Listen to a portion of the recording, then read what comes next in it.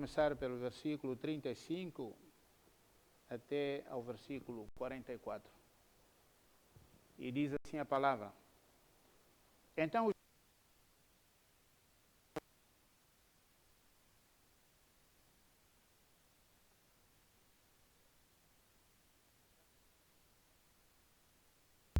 indo ele, estendiam no caminho as suas vestes. E quando se aproximava da descida do Monte das Oliveiras, toda a multidão dos discípulos passou, jubilosa, a louvar a Deus em alta voz, por todos os milagres que tinham visto, dizendo: Bendito é o Rei que vem em nome do Senhor, paz no céu e glória nas alturas. Ora, alguns dos fariseus lhe disseram em meio à multidão: Mestre, repreende os teus discípulos. Mas ele lhe repreendeu, dizendo: Asseguro-vos que, se eles se calarem, as próprias pedras clamarão.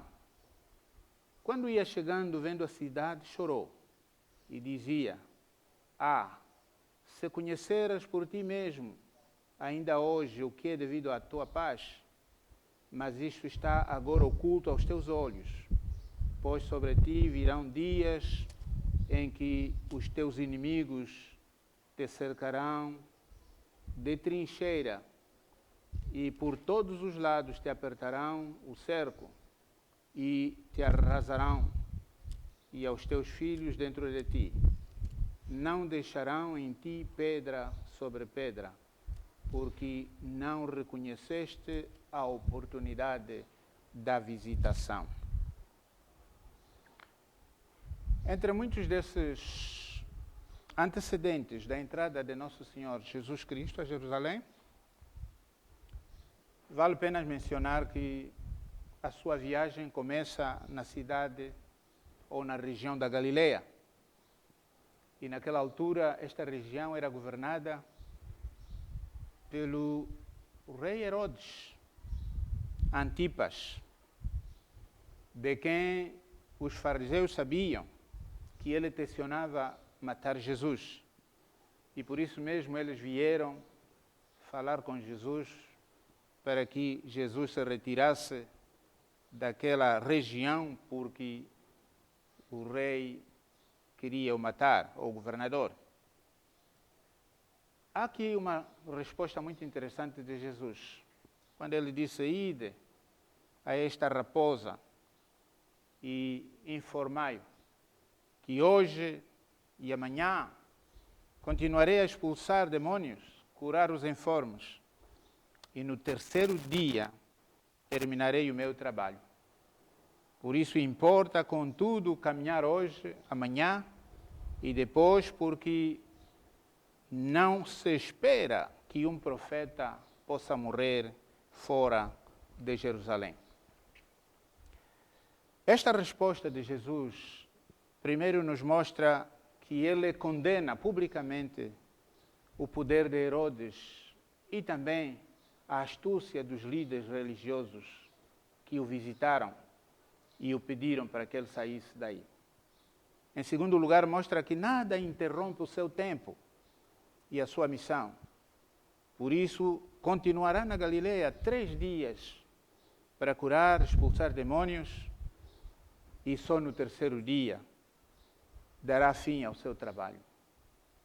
Em terceiro lugar, nós também reconhecemos que Jesus mostra que é Jerusalém o seu destino, a cidade imoral e perversa, famosa de perseguir e matar os justos, os enviados de Deus, enviados para ensinar, enviados para corrigir.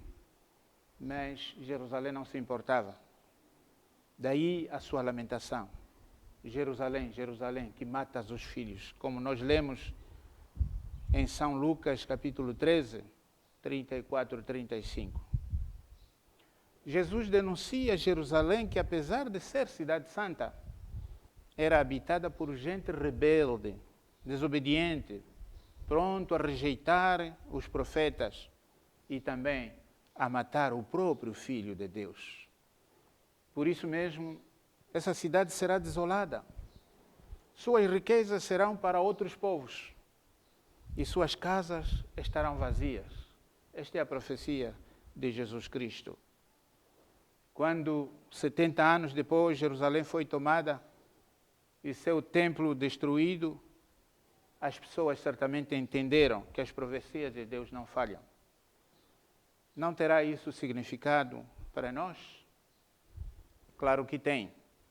A única forma de fugir à destruição e à morte prematura é obedecer e fazer com que a vida que nós levamos a cabo agrade a Deus. Outro evento também importante que devemos a considerar é o que nós achamos em São Mateus, capítulo 16, versículo 16, onde Jesus procura, antes de se despedir dos seus discípulos, saber se de facto o conheciam. Por isso ele pergunta: sabeis quem o povo diz ser o Filho do Homem? E os discípulos responderam: uns dizem que é João Batista, outros dizem que é Elias, e outros ainda dizem que é Jeremias ou algum dos profetas. E Jesus continuou: e vós, quem dizeis que eu sou?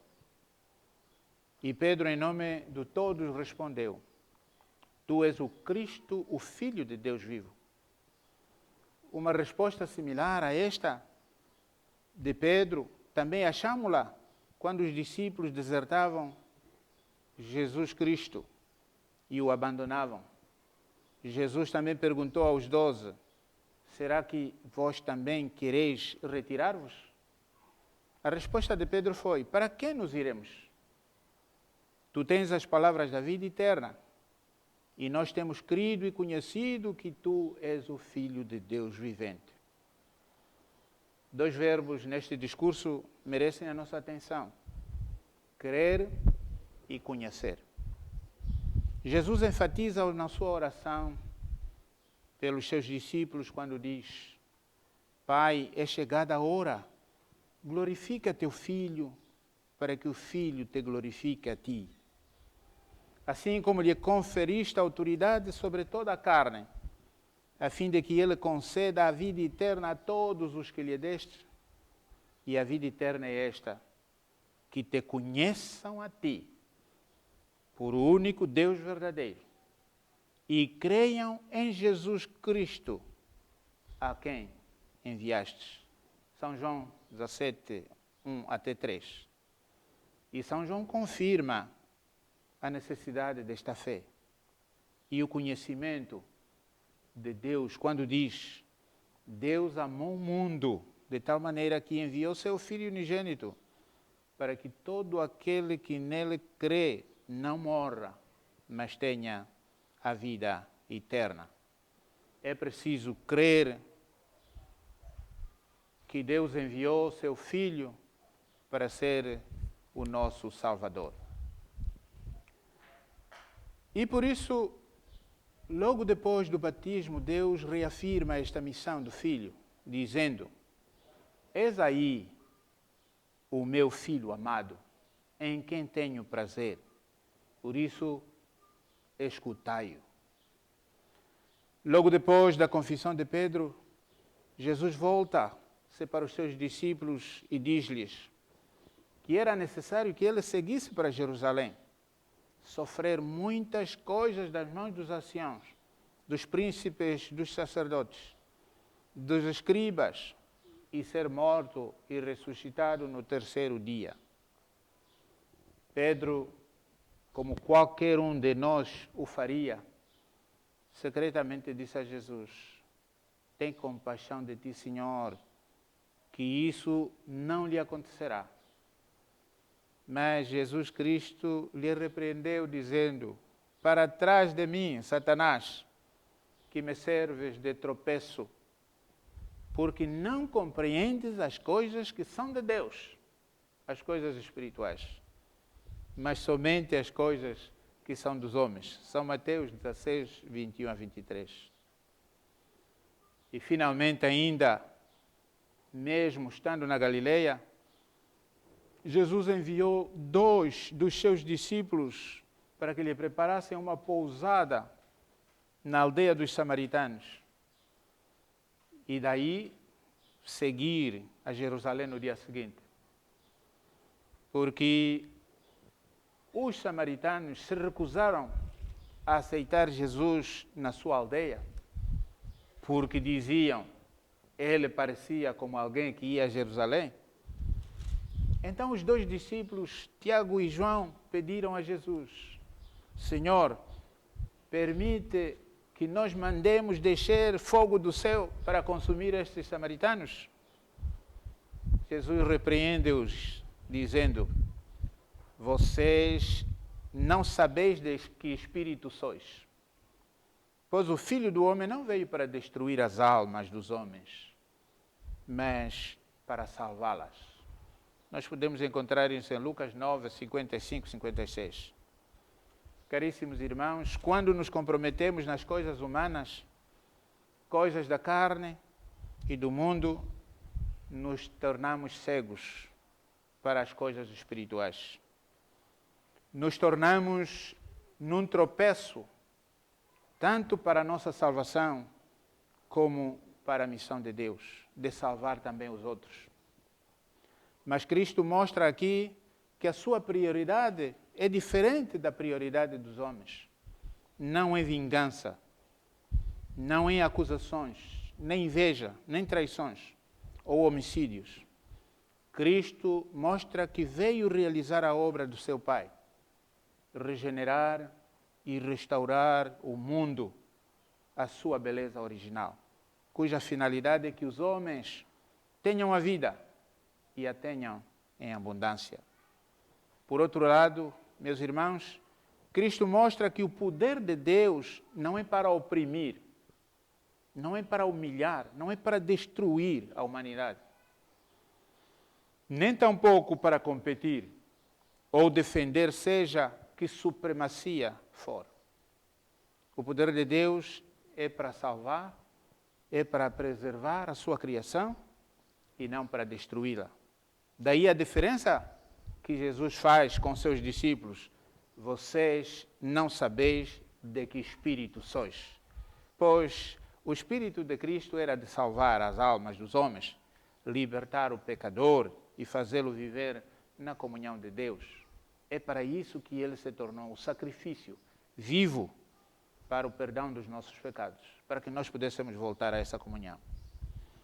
Este Espírito justifica o profundo amor de Deus para conosco, reafirmado pelo profeta Jeremias, quando Deus diz, e nós repetimos todos os dias, eu sei que pensamentos tenho a vosso respeito, pensamentos de paz e não de mal, para vos dar o fim que desejais.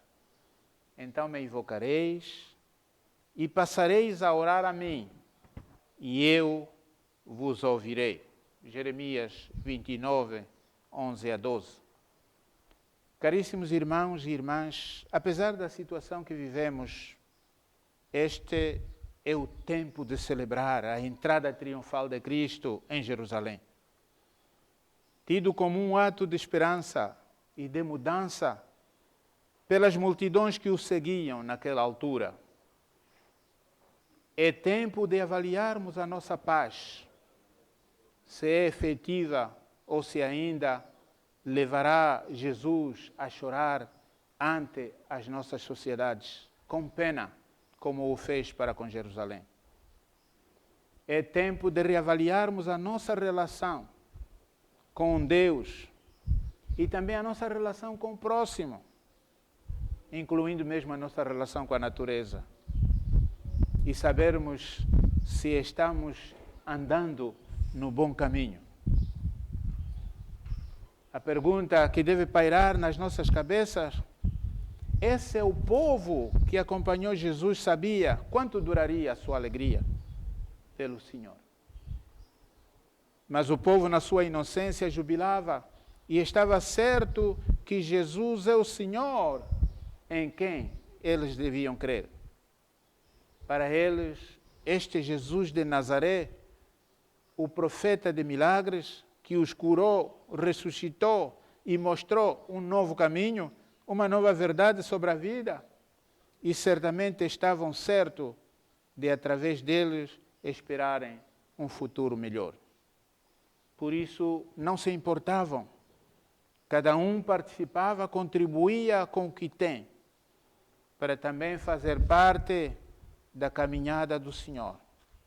Cantavam, Hosana, Hosana ao Rei que vem, em nome do Senhor. Clamavam, apesar da ira dos fariseus e saduceus. Clamavam que Jesus está ali. Jesus estava ali e era o seu novo Rei. Talvez a pergunta que devemos colocar neste domingo de Ramos é: que faremos quando Jesus nos livrar da morte deste Covid-19? Será que seremos mais irmãos uns dos outros? Será que estaremos mais comprometidos com Deus e levaremos uma vida mais honesta, mais íntegra? Seremos mais patriotas e mais cristãos? Caríssimos irmãos e irmãs, a celebração desta Páscoa, que hoje começa, não terá significado se as ervas amargas e o pão sem levedura não nos ajudar a nos comprometermos a mudar a nossa vida, os nossos costumes, morrendo com Cristo e ressuscitando com Ele como novas criaturas. Como está escrito: quem está em Cristo, nova criatura é. E as velhas coisas são passadas, eis que tudo se fez novo. 2 Coríntios 5:17. Estamos aqui para confiarmos em Deus e em Jesus Cristo, seu Filho, o nosso Salvador. Pois só assim teremos uma paz duradoura e até mesmo uma certeza de que esta pandemia não nos vencerá. Caríssimos irmãos, Deus nos deu essa paz. Essa paz duradoura que está na nossa terra. E também quer que a nossa terra prospere, a fim de que nós habitemos em nossas casas e não permitirá que as nossas casas estejam vazias. Não nos devemos esquecer que Deus tem bons desejos para nós, desejos de bem e não de mal, para nos dar o que mais nos alegra, a vida eterna e a paz para este país. Ele espera que nós lhe obedeçamos, mas acima de tudo que nós o reconheçamos como Cristo, o Messias, aquele que havia de vir, aquele que está presente no nosso meio e caminha adiante de nós em direção à nova Jerusalém, a nova terra, a terra que Deus nos promete. Uma terra de irmandade, uma terra onde os homens servem-se uns aos outros, considerado os outros superiores a si mesmo. Como São Paulo dirige esta mensagem aos filipenses. Que cada um considere o outro superior e que nós sejamos servidores, não aqueles que se servem. Assim, nós construiremos uma terra segura, uma pátria que será para todos e uma terra onde nós estaremos com nosso Senhor Jesus Cristo. Creamos nele e saibamos que ele é o Filho de Deus e veio ser o nosso Salvador. Hoje, ele entra em Jerusalém para mostrar que ele veio exatamente para morrer por nós, para derramar o seu sangue, para ser o sacrifício vivo pelas nossas vidas. Assim, que o seu sangue, que será derramado na cruz, cuide e proteja as nossas vidas. E nos faça triunfar neste mundo e no momento em que nós estamos a viver. Para que no dia da sua ressurreição, nós também possamos ressuscitar num mundo novo, sem mais doenças, sem mais dificuldades que estamos atravessando, mas certamente outro tipo de vida que levaremos enquanto vivermos, enquanto Deus nos conservar nesta vida. Que Deus nos abençoe, que Deus nos proteja, que Deus nos salve desse coronavírus e que, ao colocarmos os nossos ramos na via de Jesus para a sua entrada triunfal em Jerusalém, nós também possamos enterrar para sempre e pisotear este vírus, coronavírus. Que Deus nos abençoe. Amém. Oremos. Te louvamos e te bendizemos, ó Santo Deus. Tu que és poderoso, maravilhoso, tu que criaste e sustenta o universo, tu que criaste o homem à sua imagem e semelhança, soprando nele o teu fôlego de vida. Graças te rendemos, ó nosso Deus, por estar sempre presente nas nossas vidas, por nos cuidar até hoje. Por isso, nós clamamos, tu és um Deus Ebenezer, porque até aqui nos cuidaste. Queremos te suplicar, ó Deus, continue conosco e continues a olhar para nós com a tua santa misericórdia. Proteja o teu universo, proteja estas famílias que estão nas suas casas observando este período de continência, porque o mundo está assolado por uma pandemia que ninguém esperava. Nós olhamos para ti, ó Santo Deus, como o único que nos pode salvar. Como o fizeram os nossos antepassados, quando cercados por situações difíceis, nós também clamamos a ti. Venha, Senhor, e socorra-nos. Tenha compaixão do mundo, perdoe o nosso pecado e livre-nos. Por isso, neste dia em que nós celebramos a entrada triunfal do teu Filho, o unigênito, nosso Senhor Jesus Cristo, em Jerusalém, nós queremos te glorificar e queremos também entregar-te os nossos corações, para que o Senhor entre nelas, os transforme e sejamos verdadeiramente teus filhos. Continue conosco. Não se esqueça daqueles que chamaste a assumir esta grande tarefa de cuidar dos doentes, de cuidar dos presos, de cuidar dos filhos, dos bebês. Senhor, nosso Deus, tenha compaixão deles, para que, ao fazê-lo, eles possam ter a sua presença como seu auxílio e possam ser bem-sucedidos. Sare, Senhor, as nossas enfermidades, pois tu conheces os nossos ossos e as nossas carnes, para os poder sarar de toda e qualquer enfermidade. Proteja-nos, Senhor. É o que nós te pedimos. Em nome do Pai, do Filho e do Espírito Santo. Amém.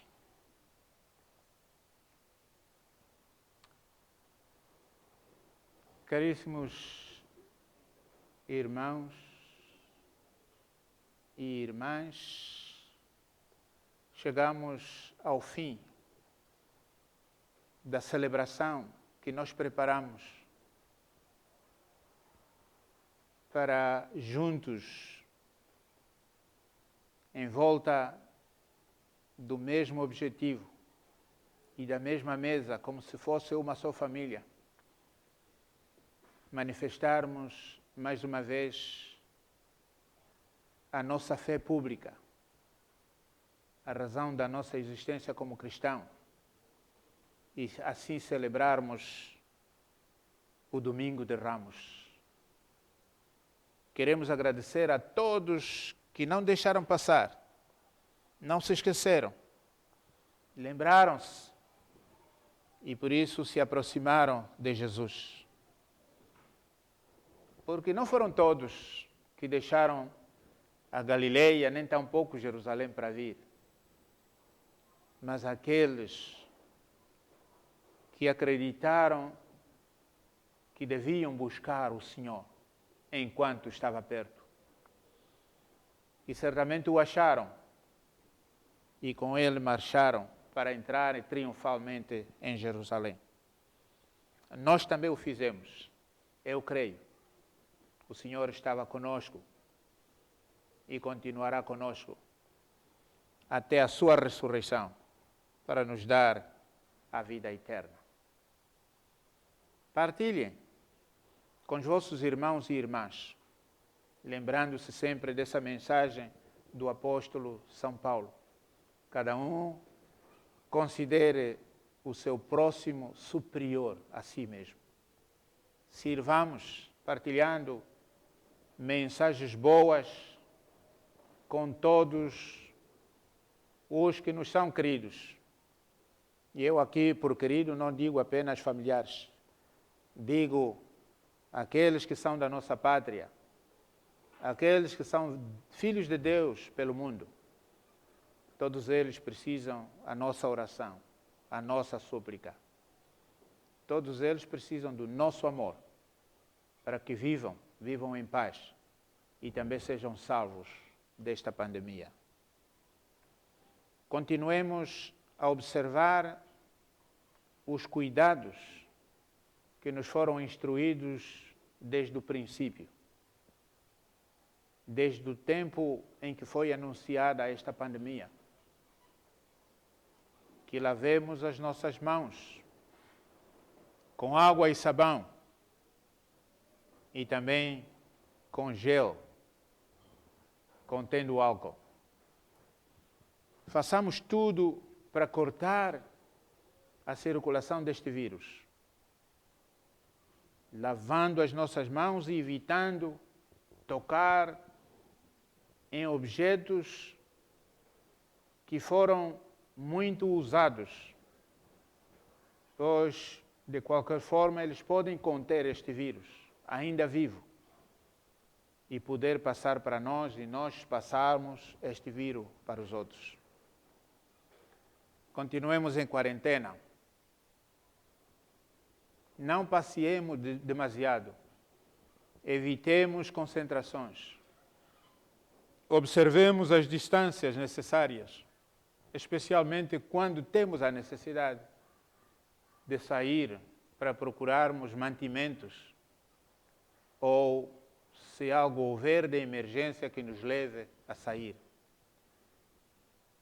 Mas também em circunstâncias de doença, não nos esqueçamos de ligar para o 111 e todos os outros terminais que vemos passar todos os dias no rodapé dos nossos programas da TPA. Em nossa casa também devemos observar a higiene de todos os lugares onde nós passeamos ou estamos. Penso que no fim desta pandemia nós teremos aprendido muitas coisas. E principalmente saber que, afinal, a nossa saúde é a higiene. A nossa saúde é a alimentação. A nossa saúde é, de facto, o bem-estar material e espiritual. Muitos dizem que um espírito sossegado, um espírito em paz, também contribui para a elevação da nossa imunidade. E neste momento, uma imunidade alta é realmente um prenúncio de defesa contra esta doença. Por isso, comamos coisas boas. Tomemos os nossos sumos de limão, de laranja, de abacaxis, maracujá. Evitemos, de facto, bebidas com álcool. Neste momento, não pensemos mais nisso, porque essas bebidas enfraquecem o nosso corpo e também enfraquecem a nossa imunidade. Trabalhemos para que, brevemente, a situação que vivemos passe, seja diferente e nós também sejamos transformados. Que Deus os acompanhe ao longo deste domingo. Tenha misericórdia de vós, tenha misericórdia da vossa terra, e esta paz que ontem celebramos, recordamos com muita alegria, perdure, se mantenha nas vossas casas, na vossa terra e entre vós mesmos. Reconciliai-vos em Deus e também entre vós. Que Deus abençoe a nossa terra. Amém.